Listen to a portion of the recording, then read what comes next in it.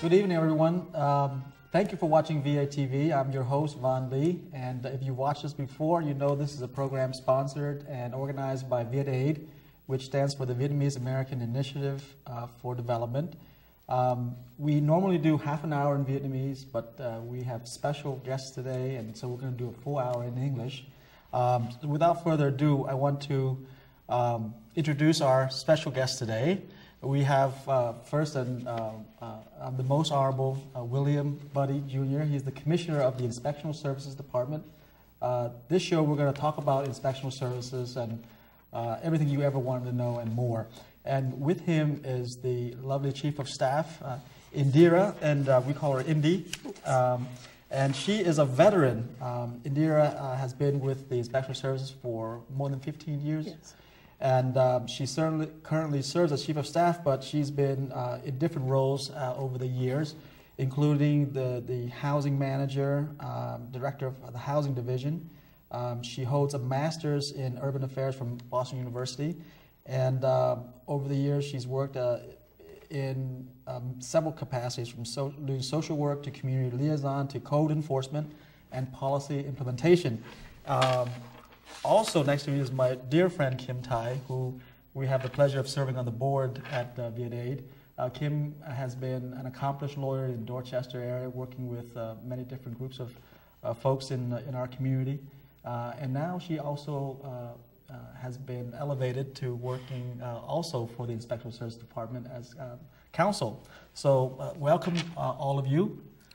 Thank you so much for taking time to come and talk to us.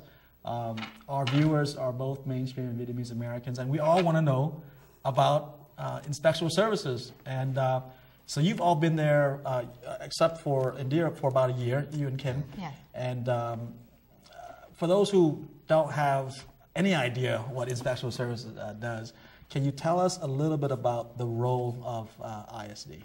Sure, gladly. ISD is the enforcement agency in the city of Boston. We oversee commercial housing, residential housing, weights and measures. We also deal with animal care. It's our responsibility to make sure that projects are completed in a timely but very safe manner so that all of our residents have the quality of good housing, good living environments in a very safe and simple way. Great. Well, and you're actually appointed by the mayor, is that Yes. right?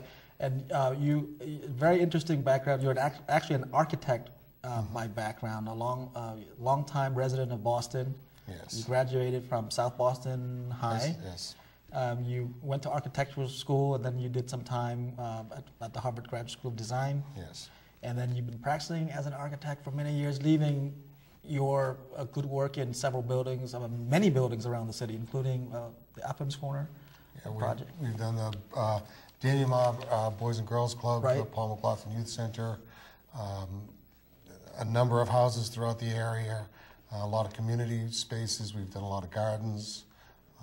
It's been good. I've been practicing as an architect for 30 years, and for the past 10 years I had an office in Dorchester, the corner of Ponset and Morrissey Boulevard. Terrific. And you also come to us as a father of 6 children. Yes. 6. Marvelous. And so tell me, in your first year, what have you learned about ISD, and what have you been able to usher in sort of changes that you'd like to share with our audience? Well, one of the greatest things I've learned about ISD is the great staff that exists there. Everybody there is willing to go the extra distance. They're willing to work hard to make sure that each of their roles and responsibilities meet the highest level of completeness.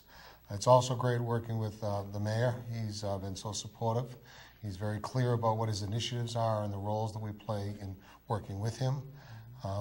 The other thing is that it's never a dull moment. There's always something happening somewhere. I have a great staff of senior people around me that are as dedicated as everybody else, so it makes it a real cooperative effort when we have to deal with something. We try to be as open and friendly to all of the community members so that they know that we are there in a supportive role. We're there to help. We're not just the enforcer in the process. Mm-hmm. Well, I have to say, as a layperson, as a person who, sometimes hear about ISD and, people don't know, they're intimidated about going to ISD. They think it's like going to the police.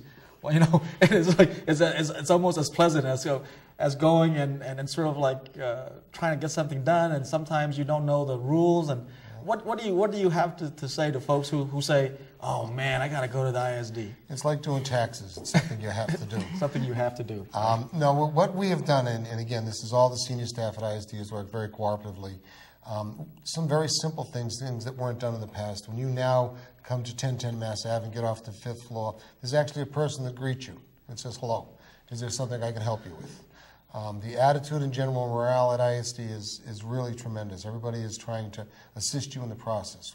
We know it's hard, we know it's complicated, and very confusing in some ways. So everybody is making every effort to make it as simple a transition through the process.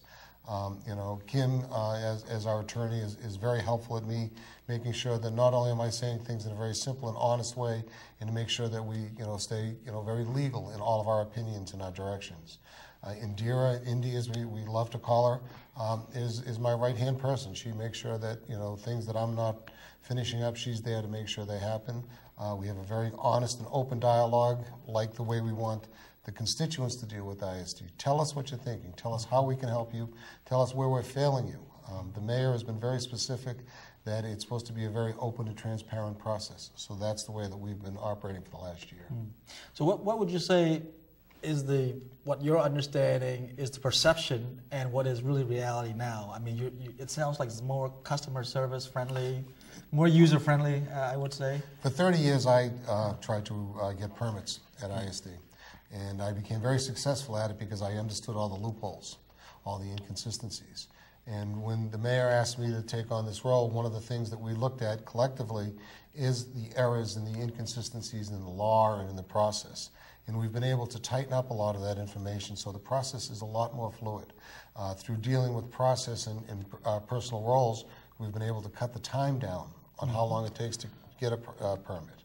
I give my cell phone number to everybody, and I answer the cell phone. And that's across the board of all members of the senior staff at ISD, that we're available, so that if you are having a problem or an inconsistency, you come to us and talk to us.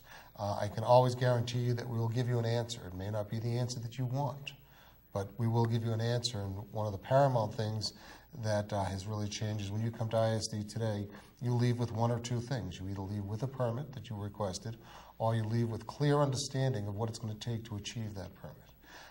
Different projects involve different things. I involve different members of my staff to help people get through the process, whether it's a legal issue or a processing issue. Indy has a wealth of experience at ISD. She knows how all of the systems work, what makes right, what makes sense, what doesn't make sense. Kim and the rest of the legal department understand the somewhat complicated ordinances and rules and zoning issues that are involved in getting this process. And everybody's, as I say, we try to make it lighthearted, we try to laugh about what we do, but we take it very seriously. Sure. And how do you interact with other departments like the health department, or, I mean, it seems to me ISD is important in everything, because you need to stamp the approval. You need to get the stamp of approval if you want to open a new business, and it happens to be, a restaurant, or you're building a new wing in your house. And how do you interact with the other departments? We have the mayor, again, and you'll constantly hear me talk about the mayor because I'm so impressed with the way that he has set up the management of the city today. He's made it mandatory that we meet with all of our counterparts across the city, depending upon what the issue is and how things happen, so that we can take collective resources from all the other departments and make the process a little bit easier. Public health is one area that we deal with a lot because they have real expertise and specialty skill sets that we need when we're doing evaluations. We never really know what we're walking into in some cases, because in addition to the permitting and processing of all this work, it's also the analysis and the resolution to problems. Kim ends up in court a lot trying to deal with housing issues. It's very frustrating. It's very difficult, all the different nuances of the laws that we have to deal with. When people come in and they don't quite know where to go, they'll end up in front of Indira, who will guide them through the process to make sure that they understand that each part of it is an important part of the process, and that circumventing any of those processes, it just makes the process much longer and more difficult. I want to shift gears a little bit, and Indy and Kim join in the conversation. let's talk about some current issues. Some current issues are, for example, illegal apartments. What is an illegal apartment, and how do people avoid getting into trouble? Okay, so a legal apartment, when ISD is referring to an illegal apartment, what it means is living space in which there is no permits. So one of the reasons why ISD exists is to make sure that any construction that is conducted in a single residence or in a multi-unit family residence is that everyone that is living there is living in a safe environment. And so the permitting process ensures that. So we make sure that there's plumbing permits, electrical permits, building permits, and make sure that our inspectors go out there and review everything and make sure that it is safe for someone to live there. And so illegal apartments are maybe a situation where you have a two-family and someone builds an extra unit in the basement or builds an extra unit in the attic. Why is that dangerous? Why can't you just throw a bed down there and just rent it out? Well, because you have to make sure that there's sufficient, what we call sufficient means of egress. In case of an emergency, of a fire or building collapse, that there are safe access for those people to exit the building. And people have died in recent years Yes. because of illegal apartments. Exactly, right? exactly. And then, in addition to that, you want to make sure that the work that is being constructed is actually being done by professional licensed contractors who know what they're doing. They're not going to cut any corners, and that really overall makes sure that everyone is safe. So, in fact, you can't rent out an illegal apartment, obviously, because it's not safe. Yes. Well, you should rent out an illegal apartment. Unfortunately, a lot of people either don't understand that every building has an occupancy load and a definition of how many apartments are there. And then there are some unscrupulous people that circumvent the permitting process. Right. And we have a housing crisis. Too many students, and they don't mind living in cramped spaces to save a few bucks. Well, and landlords kind of look the other way. Is that a problem? Well, the student housing is a very real issue, and we're dealing with it every day. I'm sure, if you read the papers in the past few weeks, you know that we've done an unbelievable job of inspecting. Our biggest concern is to make sure that, as Kim said, that life safety is the biggest issues, and that these children, we want them to be able to live in safe, comfortable, clean environment so they can spend their time experiencing their educational process, experiencing the city. There can never be enough students. We think it's the life's blood of our city. Our role is to try to make it so enticing to them that they stay here. They don't just come and get educated here and leave, but that they become Bostonians. Are you getting cooperation or avoidance as you're going out? I'm an eternal optimist. I think, yes, we're getting cooperation.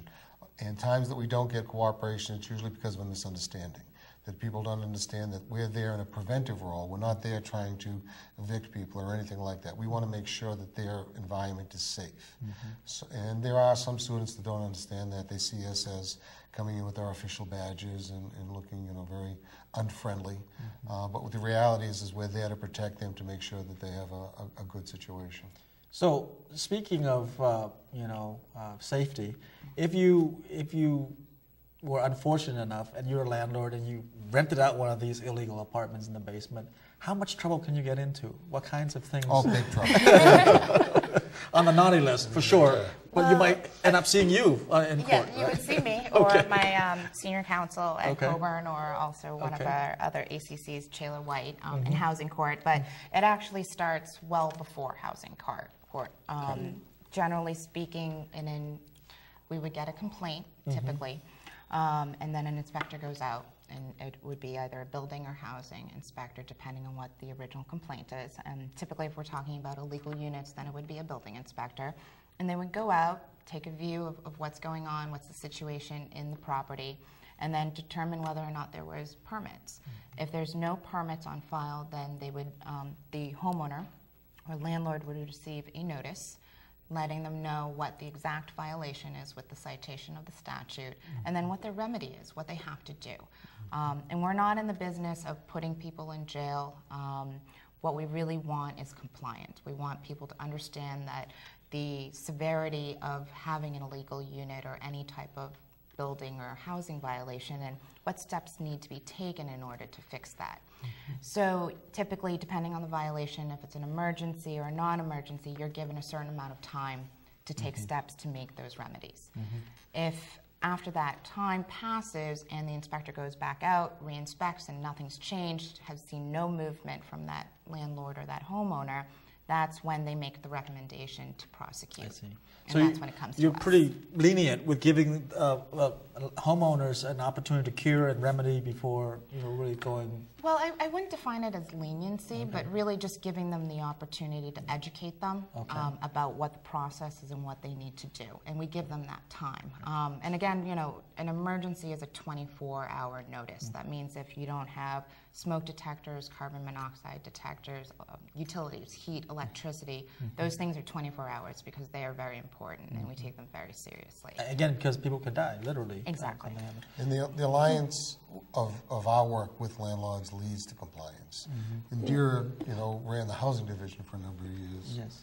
I mean, one of the things that, as I listen to the questions and I start to smile, because we've turned ourselves somewhat into social workers too. A lot of times we do sit down with property owners. We explain to them the process. We walk them through what they need to do to legalize the apartment. And let them know what are the different issues that can happen here, especially when you go down into a basement and there is no utilities and it's too close to the boiler room or what have you. And you're looking at it and you're like, oh my God, I can't go home. I won't be able to sleep tonight because of the condition under which these people are sleeping in. And in extreme circumstances, it's something that we are not, it's not our first option, but in extreme circumstances, we do have to sometimes do a condemnation, which at that moment is an immediate situation. There's under no circumstances can you stay here. There's sewage on the ground. There's no electricity. There is no second means of egress. There is no windows, and there is no way we could turn our back and say that we'll let you stay here for another day. Right. Condemnation is like you have to go. You have to vacate. Okay. Yes. Because this is so unsafe. You have literally have to get out. Exactly. It's a last resort effort. When I had just got the position within the first month, we ran into a very bad building that we had to deal with. There was 16 residents. It was a nursing home. And from my point of view, it was a real test of time. It was a real test of the organization, but it really showed that the senior staff immediately joined forces together to pull all the resources of the city together to resolve this situation of 16 people. We were able to get them voluntarily relocated. We got them into permanent housing. We did close down the building because the conditions were deplorable, but it was a resource that we were able to pull together to solve a problem for people. And believe it or not, we all went home that night feeling a little bit better because we knew we made the life quality of these people a little more livable for them than the conditions they were in. That's fantastic. That's a very severe case. It is severe, but we, as you mentioned earlier, we do have a lot of collaboration with other city departments. We work very closely with D&D and VHA and a number of other agencies that will assist us in obtaining additional housing for our residents. So it's not a matter of going out there and saying, oh, you have to leave, but rather what other options are available. We have everyone on speed dial. We have everyone's cell phones, and we make sure that we have the resources available. It's not just about enforcing the law and saying, okay, this is it, here's your notice and that's all you have to do. But no, we're going to tell you exactly what you need to do. We'll tell you exactly what resources are available, and we will walk you through the process, and we won't let you go until we're completely done with you. And if any questions you have, we want you to be able to come back to us in a friendly manner and say, you know what, ISD is not that bad. We actually could talk to people, and we are human beings, and we'll walk you through every single process. There are several takeaways I hear so far. One is that we understand that it's hard and intimidating to approach ISD about permitting, but it's become more user-friendly, especially since the new administration came in.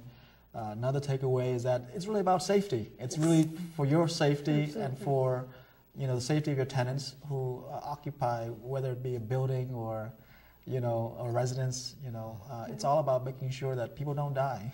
Exactly. And also because you have to. Another takeaway is that if you don't do it, you really can see my wonderful friend here, Kim, in court, and it'll be a much more painful experience than probably following the rules in the first place. How about another issue, and it's kind of student related too, because in parts of Dorchester, Austin, Brighton, there is such a housing, I would say, shortage of access to, affordable housing, that you're getting a lot of people who are using so-called rooming houses. That's, first of all, what is a rooming house, and how do we get around? How do we educate about people so that they don't pack 5 unrelated people in there and renting out rooms without proper? The definition is shared living space, but they have a common kitchen living area. Mm-hmm. That's a rooming house. Mm-hmm. And the definition within the building code itself and zoning code is sometimes difficult to interpret, but it's a very limited use allowed. I don't think it's allowed as of right anywhere in the city. It's always a conditional use, so there's always a zoning process to go through it. They're a problem in that sometimes they do get overcrowded. Mm-hmm. And overcrowded by the sanitary code, which really defines how a building is overcrowded. We're, again, all about understanding the management and what they do. There are rooming houses that are legitimate, that are well-run, good mm-hmm. places, and we try to support those and make sure that they're doing the right thing. The bad ones, again, are the kinds of things that we love to get, the eyes and ears of neighborhoods calling us saying, look, I think there's something wrong going on here.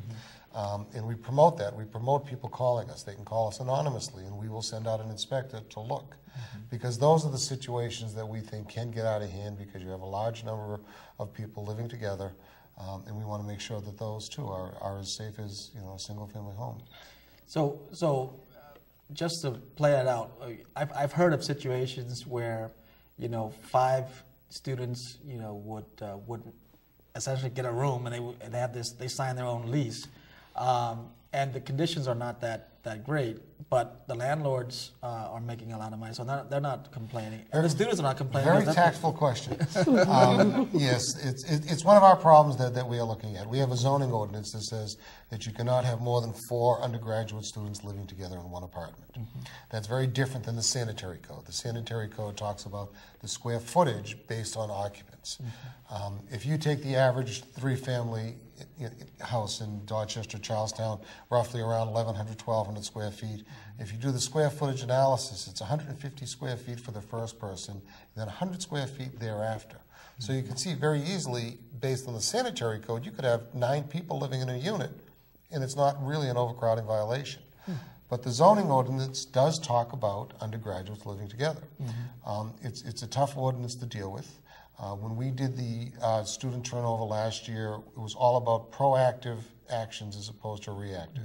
We wanted to educate people and let them know that these conditions were not acceptable. We've had some landlords who were, quote unquote, the bad guys for a number of years. Once we brought them in, sat down, laid out the expectations that we have for them and what they can expect from us, we've seen situations resolve themselves. Are there still some bad landlords? Yes, there are some very bad landlords in Boston. Unfortunately, Kim and Indy have dealt with a lot of these folks. We go after them for a criminal intent because we think they're abusing people. They're taking advantage sometimes of mentally challenged people or elders, and the mayor has no room for that in his world at all, so we go after it very aggressively. I think that the biggest thing with the students is education. Explain to them that this is not acceptable. And yeah, a landlord can charge as much as $1,000 a bedroom. 5-bedroom, 3-story house, it's $15,000 a month. It's not a bad income, and there are people that will sacrifice, the quality of other things for that money. Has the housing shortage, skyrocketing rents made it worse over the years? Is that something you're seeing at all? The high prices of rent making the problems worse for you?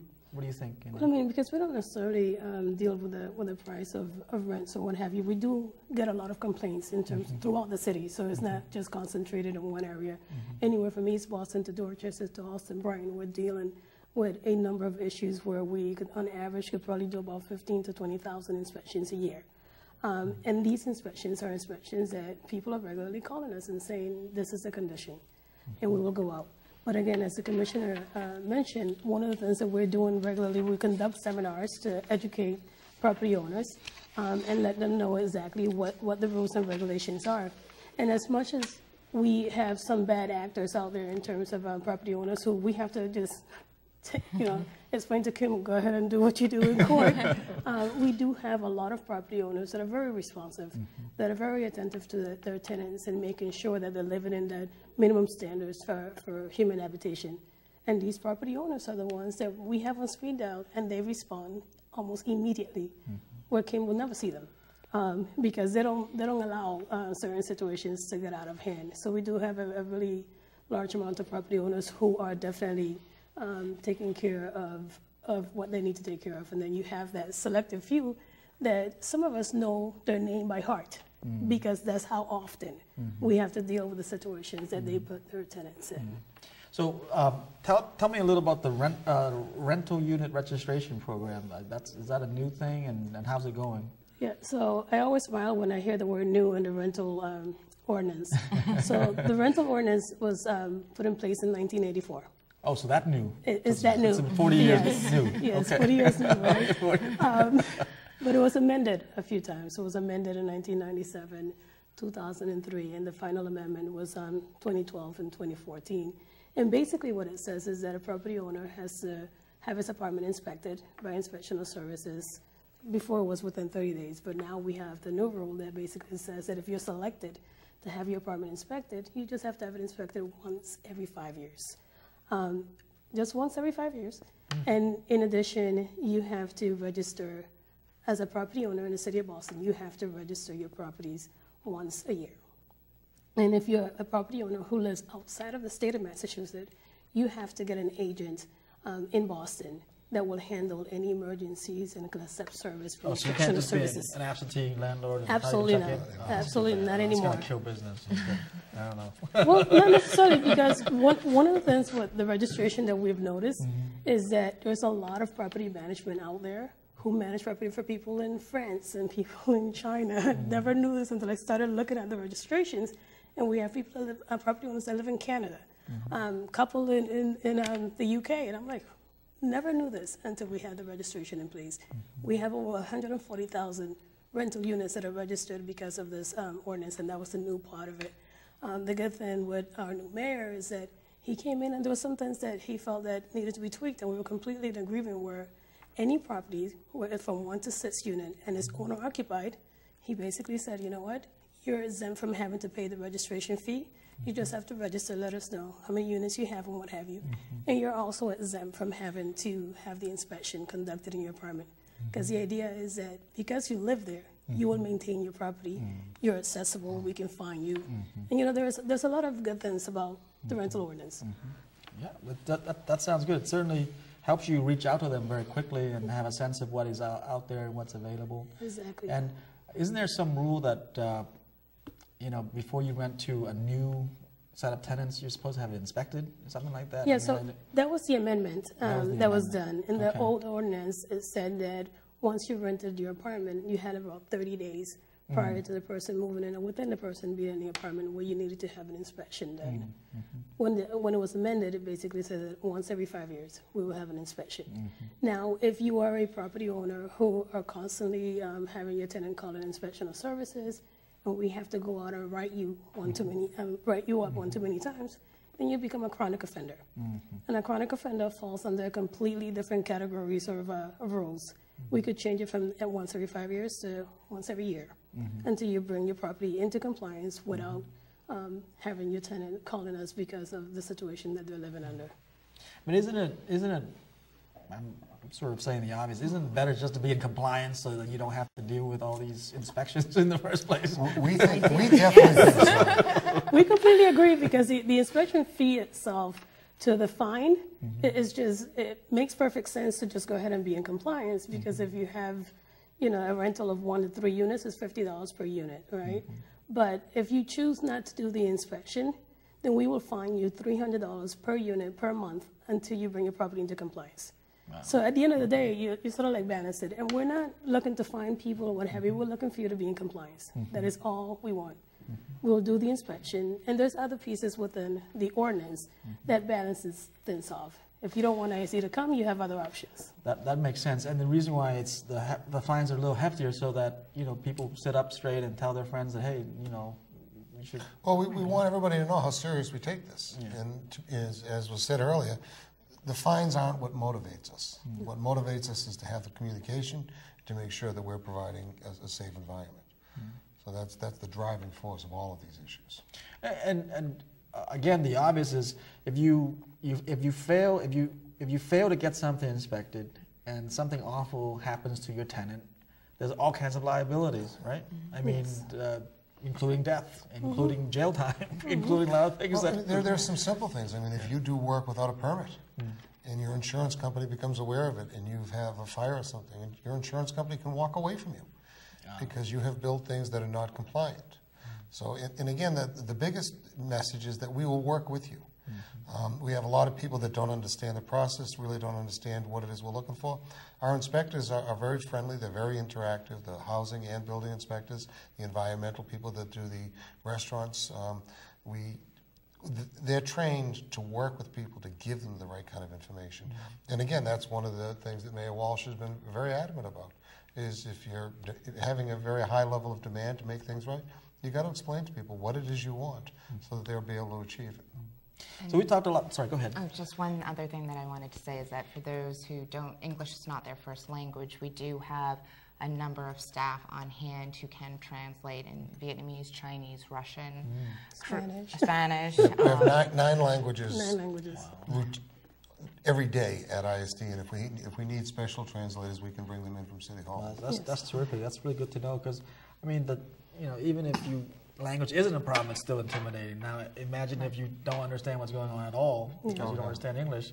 It's even more problematic. Let's talk about small businesses. People start businesses.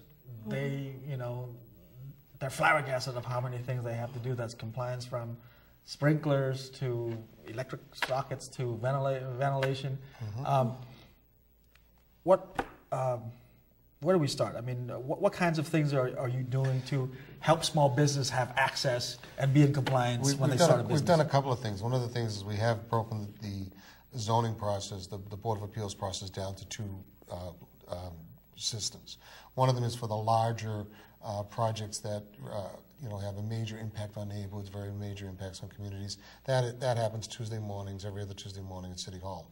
And what we did was we took the small projects, the small business projects and the 1- and 2-family projects, and we have a more friendly Board of Appeals that takes place on Thursday nights at 1010 Mass Ave. And it's a very comfortable, very informal kind of approach to things. But the thing that we tell people all the time, if you're considering opening a business, come see us. We will go through all the steps that are needed. You don't need everything for every project, but if you don't have one of the things you need for that project, it becomes very difficult. Our inspectors and our reviewers will sit down with you and talk about the different issues, the importance of them, why it's important that they be done in a certain order so that we can achieve success with all of the business owners. And Department of Neighborhood Development is working very closely with Main Street's projects to make sure that there's a business catalyst to make sure everybody has the opportunity to open this. There are some zoning issues and some ordinances that we're working with right now. The mayor has asked us to really look at everything to improve the process of having a restaurant. There are some zoning regulations that maybe don't fit anymore. And this mayor has got the courage and fortitude to move forward to say he wants to look at them, he wants to analyze them, he wants to review them. Those that are inappropriate, we're going to remove. Those that need to be modified, we're going to modify. And those that are good are going to stay in place. So you're really looking at, what is necessary and what is unnecessary, what's outdated, and you want to streamline the process so that, both in terms of efficiency and time, it really facilitates opening businesses rather than... We also want to introduce some logic. Some very basic things. One of the ordinances I have the hardest time understanding is the Takeout Ordinance. If you have a restaurant and I come to your restaurant and I don't finish my dinner and I want to take it home with me, technically that's a takeout. It's kind of illogical to have that as a special ordinance. We had a situation in the South End where an older gentleman was retiring and he was selling his business to a younger woman. And the only thing that was changing was the name of the business. But because of this Takeout Ordinance, she had to go through a Board of Appeals process, which to me does not facilitate, a strong economic base. You talk about, the housing shortage and what's going on with that. The mayor has been very aggressive with this housing program moving forward. But in order for that to be successful, we have to have a very solid economic base to make that work. One of the projects that I first ran into, I found was so interesting, on Newbury Street, Park Gallery. It was moving across the street. It had been there for 100 years, but across the street it was a forbidden use. A gallery on Newbury Street in downtown Boston was a forbidden use. But there are galleries on that side of the street too. This logic thing that I keep talking about. But there's a radio. And my personal opinion is I don't see why an art gallery shouldn't be allowed in every business district across the city. It's an appropriate thing. A bakery should be allowed everywhere. We had a project in Fields Corner that just before I became the commissioner, the mayor actually called me on this, where there was a small yogurt store that was 300 feet out of the business zone. And this young couple that were doing it, I admire them, their courage, their fortitude to go after this entrepreneurial world. They were getting the runaround by everybody. They ended up paying rent for like 6 or 9 months before they got their permitted process.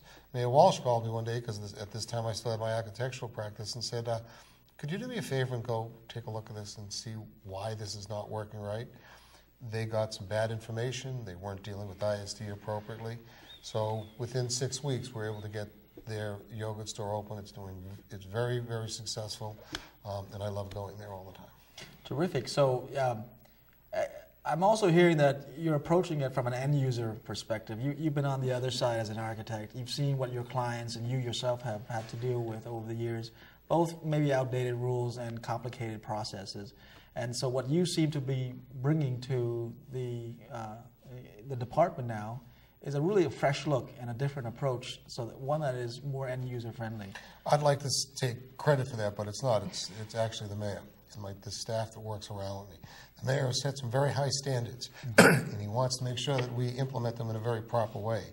I'm lucky enough to have the right people around me that they understand that, they get the message, and we do everything in our power to achieve those exact goals, to get rid of some of the bureaucratic red tape that doesn't make sense. It doesn't prosper the city, it doesn't prosper our residents, and that's what the mayor wants. He wants a very vibrant, very alive city, and in order to do that, we have got to give as much of a commitment to those people as those people give to our city.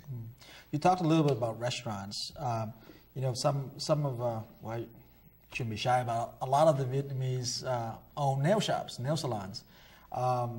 And there have been recent changes having to do with, workplace safety and proper ventilation.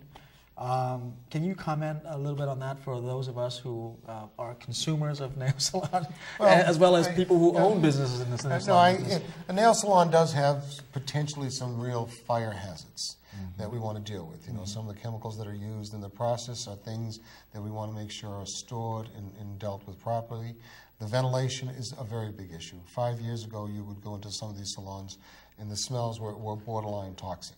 So a lot of those things, nail shops, beauty parlors, barber shops, they're all, for the most part, conditional uses in areas, and it's to make sure that the safety aspect of those uses are covered properly. And it's because the ventilation was a problem. Huge problem. And it was not regulated enough? At the time, well, the regulations changed. It's the tin knocker rule is what we call it. But the way ventilation was dealt with and the way it was maintained and cleaned, there was a fire a few years ago in some ventilation stack in a pizza place, unfortunately. The grease caught on fire, and that spurred a lot of rethinking about the way we think about ducts. So there's actually a permit and a license now to install ductwork in all commercial establishments. But isn't it very expensive? Aren't you raising the cost of doing business? Well, it's like everything else. Is if you're going to go into business, there are some real costs that have to be dealt with. We try very hard again to minimize the impact, but there is a reality into what you're doing. I mean, if you're going to have a pizza shop, you've got to buy a pizza oven.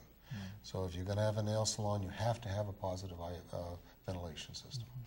So. What if I've had my nail shop for 20 years now and it's not ventilated and no one's bothered me about it? What do I say to folks like that? There are pre-existing non-conforming uses, things that existed before the law was put into place. If you don't change anything and you've run a relatively clean and proper shop, then no, we can't do anything. But if you're coming...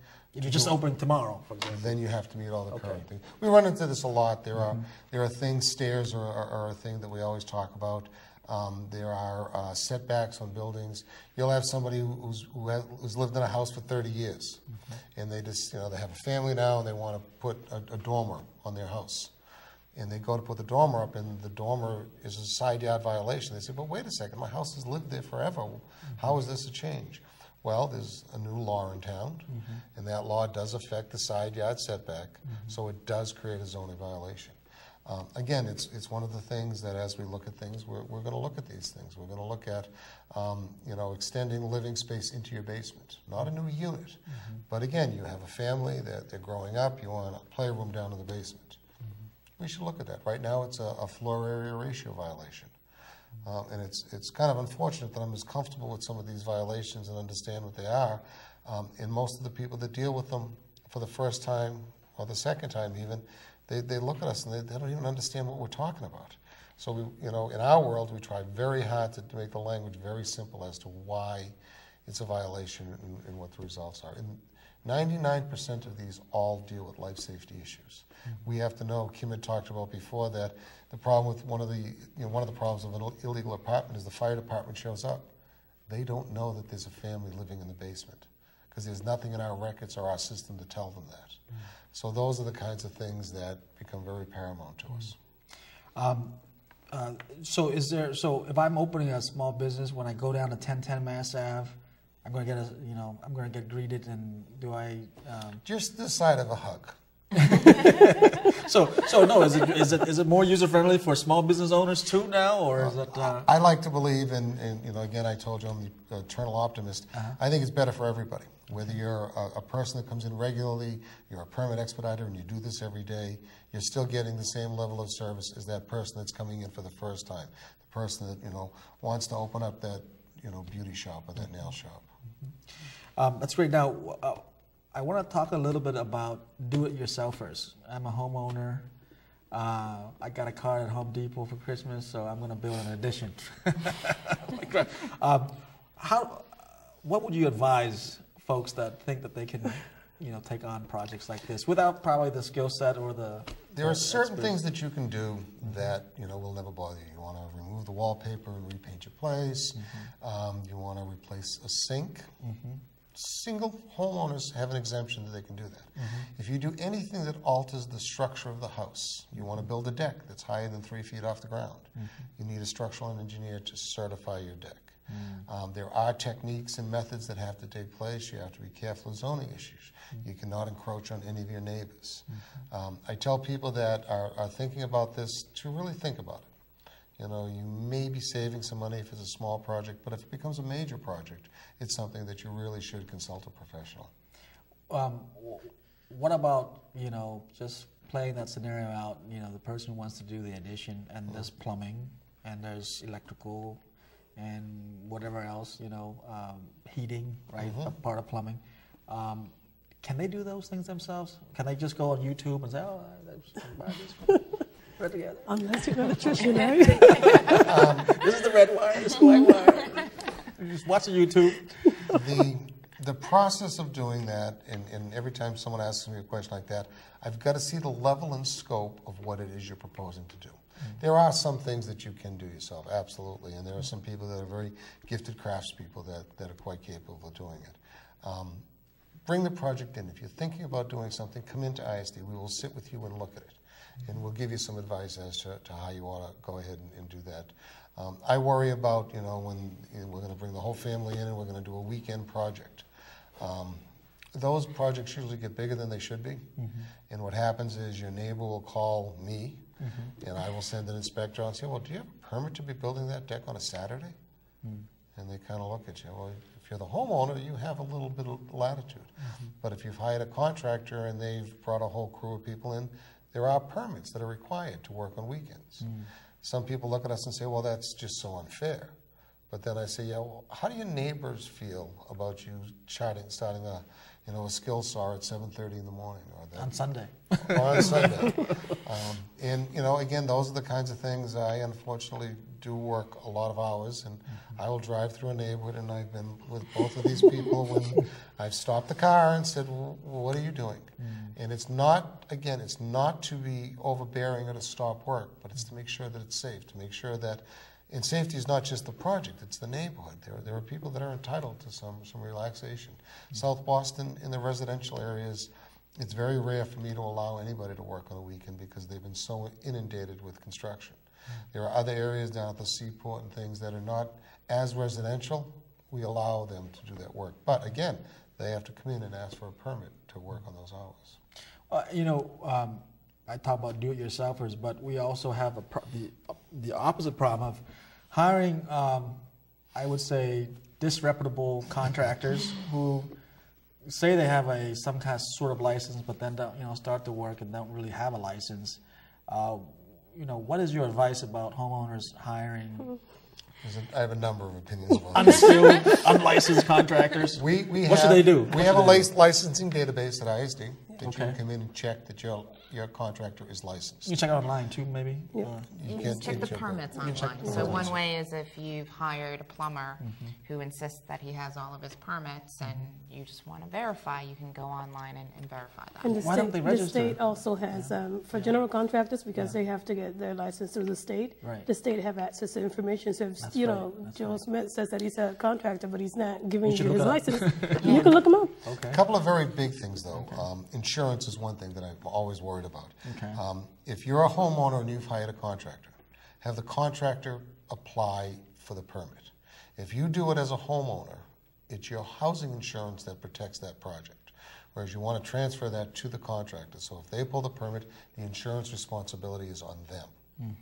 So I think that's a very important thing. What did they say? You'll save some money if you pull it yourself. Well, I tell them, sure, you will save money, but if somebody falls and gets hurt, they're going to go against your homeowner's insurance. It becomes it's very short-sighted to try to save that kind of money because the long term of it can be very devastating on your financial situation. Yeah, and for those of us who aren't familiar with home improvements, sometimes contractors will do just that. They say, well, I can make the job cost you can save about, a couple of $1,000 if you pull the permit yourself. But you're advising that long term, you might save a couple of thousand, but you might lose 200,000 on the other end because you're not covered properly. And you should try to do some research on that contractor. Yes, you're going to ask for references, and they're not going to give you any of the bad references. But go to some of those references and see if they know other people. It's worth the time and effort. Your home is usually your single largest investment. You want to make sure that you're not throwing money into situations that are going to be bad. We have dealt with unscrupulous contractors that have gone into people and taken a healthy deposit and walked out with a handshake. Again, lawyers, use them. Have them a very simple contract. Isn't that fraud? Kind of like you say you have license, but you're actually not licensed. Absolutely. You take their money under false pretenses, right? And contractors can be suspended and lose their license if they misrepresent anything about themselves and their work. What are some examples of unscrupulous contracts that you've dealt with, that you've heard about that just sort of makes you laugh? we had one. Well, they don't make us laugh. In a lot of ways, I get very angry. There was one project we're dealing with. I dealt with a woman today where she was building some porches in the back of her house, 3-family, and the contractor came in, or supposedly told us he came in, talked to the BRA. They had made some design revisions. Went back to the owner and said, "Oh, these revisions are going to cost an additional $10,000 because the BRA requested that this material be used." So it didn't sound right to us. So this morning, this actually took place.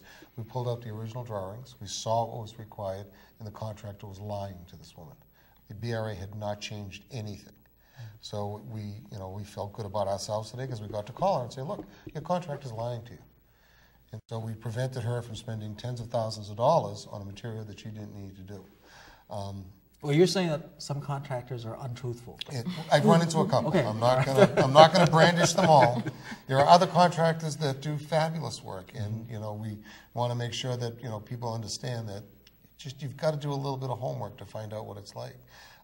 Ask to see their license. See the license, make sure they're insured. And have a contract. Have a contract, make sure they stick to the contract. In writing. We have had some people that were the best of friends agree, well, I'm going to put those windows in for you for $10,000. And they put the first 2 windows in, and you've given them $5,000 because they got to buy the windows. And they're in Caribbean somewhere. and then they're no longer friends. They won't answer your phone calls or your texts because they're swimming in wastewater. I had a case where a gentleman owned a 2-family house. There was an infestation of roaches. He talked to his neighbor, who recommended a friend to exterminate because that was the violation. He wrote him a check, and unfortunately he wasn't a real exterminator and couldn't provide any of the reports that we require to prove that a licensed exterminator has gone out. And unfortunately he lost that money because he eventually had to hire a licensed exterminator. So it's important to do your homework. And do your homework before you sign on the dotted line. We only have a couple more minutes left. What other exciting things are happening in Boston around? Technology. Technology is happening all over the place. ISD is becoming the base of a lot of information. Our inspectors are now using tablets as they do their inspections out in the field. The Zoning Board of Appeals is going totally electronic. In the world of ISD, these are very, very big things so that we can deal with this. The mayor has been very adamant about metrics and making sure that we really develop a strong database. But don't just develop a database, use it. Use it so that you can make really good answers and informed decisions. People ask us all the time, how do you inspect 3,000 restaurants with 18 inspectors? We use our databases to analyze what's the right way to deal with things, the right way to optimize all the resources that we have. Our building inspectors, we issued over 63,000 building permits. And through the analysis of this data, we're able to make sure that people are going in the right places at the right time. That's amazing. That's some fantastic changes happening. So in closing, are there any things that the public should know about that you haven't shared with us that you want to leave them with, each of you? Kim, how about you start with you? I think that the overall takeaway about tonight in our discussion is that you have questions, come talk to us. We're more than ready to explain the process, whatever it is that you need to do, so that you can make an informed decision before you take that step. Great. Commissioner? If you have a question about a project going on in your neighborhood, call us. We can come out anonymously and make sure things are being handled properly. And remember that we're there to help more than we are to enforce. Great. How about you, Indy? So we truly have an open door policy at Inspectional Services within the last year where people are able to come in to us, and we are friendly. We will come in and we will sit with you, myself, the commissioner, and go through it literally one by one until you get it. So definitely come into ISD. You'll ask for one of us, and we'll definitely sit with you and walk you through the process. Terrific. We are friendly. Terrific. So don't be afraid. You have to do it anyway. For some of you who think that, man, I can build that deck without, it's probably a bad idea. And tonight's show is designed to let you know that you have friendly faces, some of them whom are here to help you make the improvements. If you are thinking about doing anything, I think the ISD is probably your first step. So we hope you enjoyed tonight's program, focusing on inspectional services. It's been a pleasure to have each of you for this short conversation. Actually, thank you. It's been very educational for me. Thank you for the invite. Thank you very much. So I want to leave the audience with a reminder that we're live tonight. We get replayed Sunday at 5 p.m., Monday at 1 p.m. If you're watching us Monday at 1 p.m., you should probably get a job. Probably should not be watching cable at this time. But if you are not doing anything, watch us at Monday 1 p.m. And again, Tuesday at 11 a.m. If you want to support the Vietnamese American Initiative for Development, VATV, which is where we work, where I work, you can reach us at 617-822-3717. And we're also online at VATV@VATV.org. Check out our website, VATV.org, for other ways that you can support our organization. Thank you, everyone, and thank you for tuning in.